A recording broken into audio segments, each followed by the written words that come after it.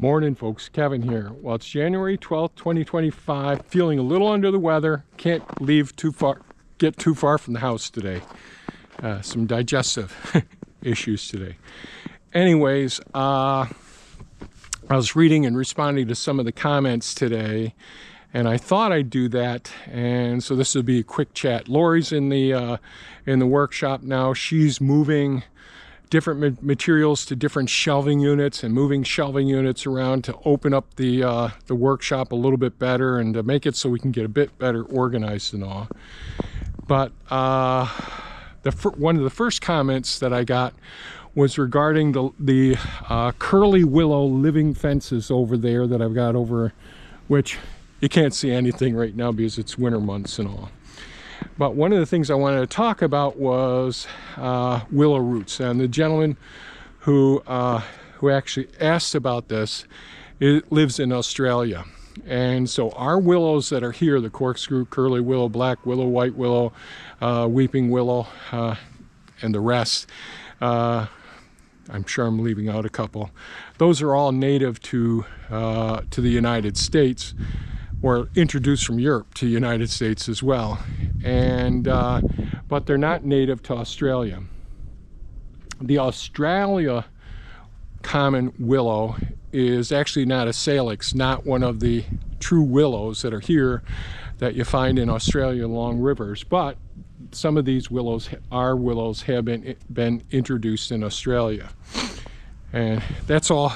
That's just a little background with the comment that I got. And if you're interested, just go back and read from the video that was posted today about the question and my response and all. But it made me think about an issue I had. All right, so the reason that I just am discussing this issue is in Australia, it's a really drought. One of the big concerns they have is droughts, and they really don't want plants that can reproduce easily and that require a lot of water to do well. And he's going to grow it in a pot, and we discussed that and all. But here we have the house that we built.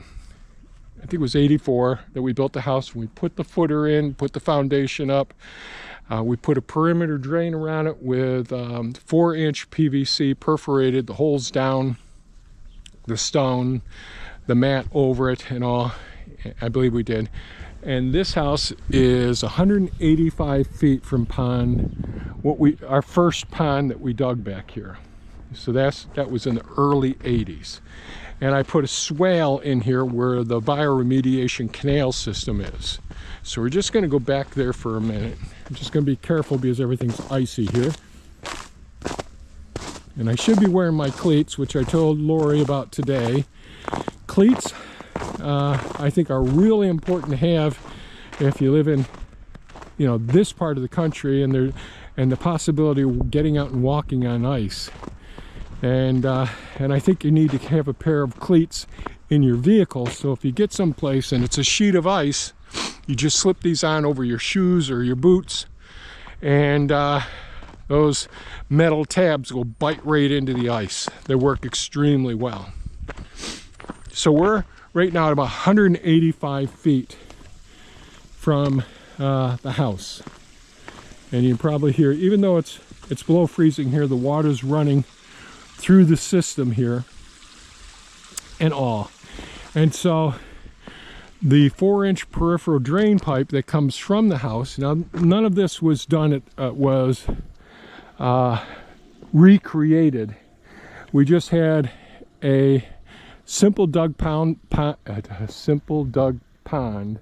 that I started with just a bulldozer, back in probably 82 or 83, 81, 82. I dug out the pond, took a lot of that fill, put it up here, and I had that drain that we put in, a 4-inch perforated drain pipe that came through about here.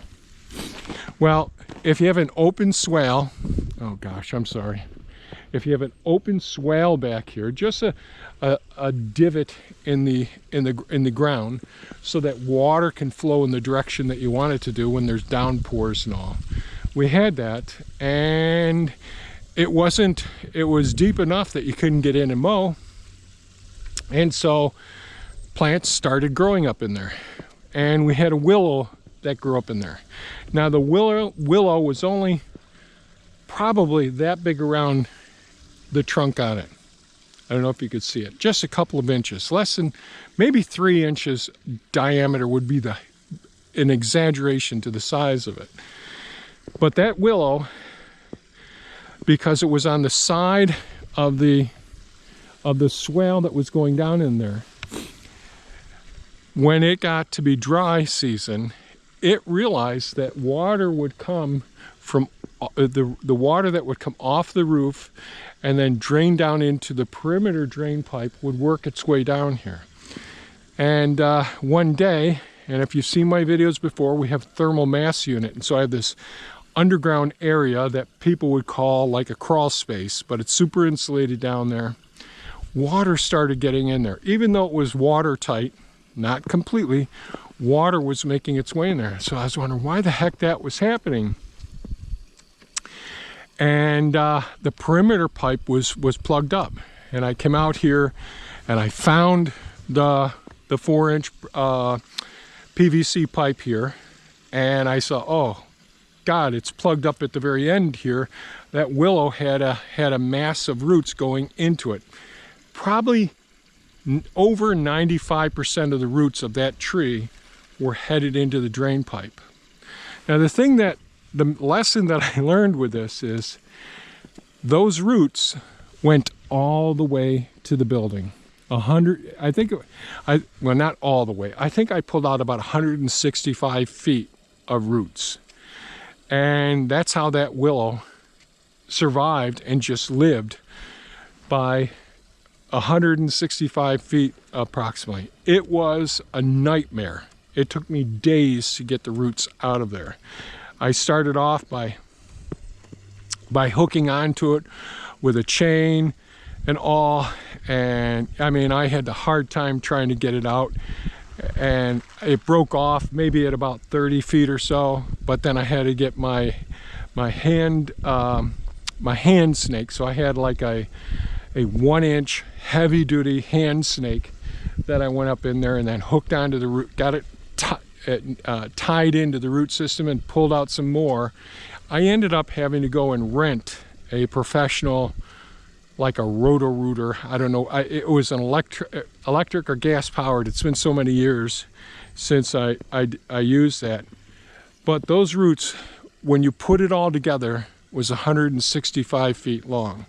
And of course, as soon as I got that plug out that was way up close to the house, all the water came rushing out. Every time I thought I'd get like 20 foot of it out, I thought, oh, I've got it now, the water's gonna come rushing out. Nope, it'd be little drips, little trickles, little drips, because that mesh work, it was like, I don't know, like a cobweb or a net, or just a tremendous mesh work of very long roots.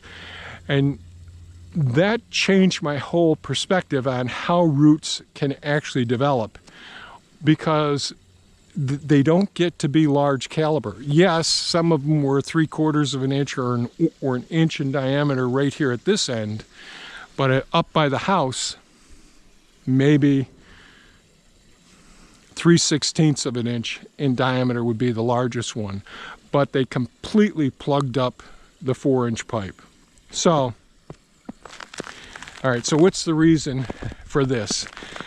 Willows, they love water. And the easiest source of water, even though it was in a swale that would dry up at different times of the year, it found that path to go up that pipe. Willows up next to a foundation, I think, are a bad idea. You just always have to think about what you want them to do. Willows, as far as earth stabilization, near places that you waterway and all, but I wouldn't want to have it in our bioremediation canal system. I pull those out every couple of years because willows so easily take root from cuttings and from root pieces. So like one of the things I mentioned with communications with the question that I had, if he's going to attempt this, and it is salix, it actually is a willow, a true willow.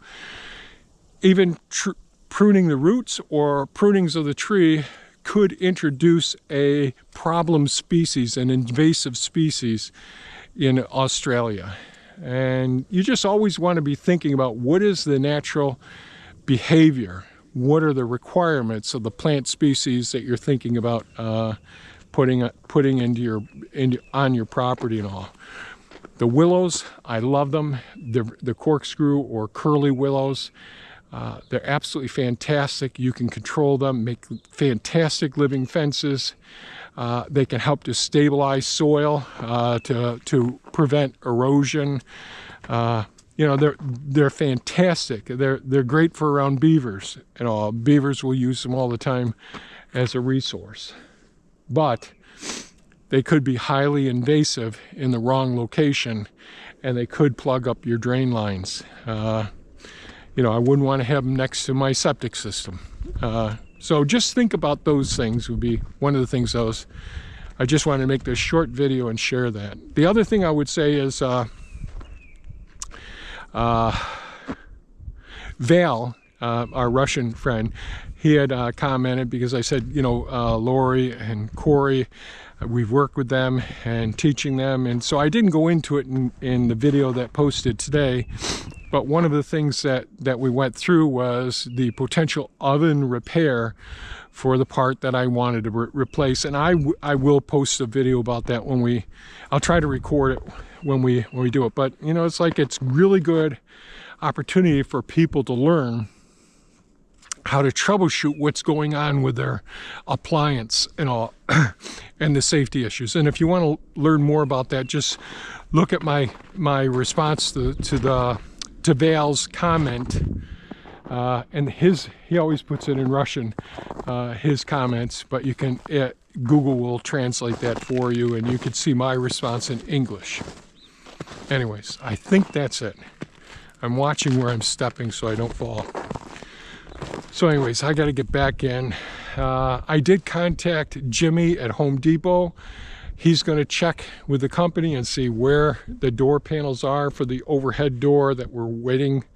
They should have been finished manufacturing on December 17th, and there's all the holidays and all, so he'll get back to me and let me know where things are with that. Anyways, I'm going to get back in. I got a lot of office work to do today. Really appreciate you folks, your comments and all. It really stimulates me to think about things that I want to share with you as well. Anyways, stay safe, take care, and enjoy life. We'll catch you on the next one. Bye-bye now.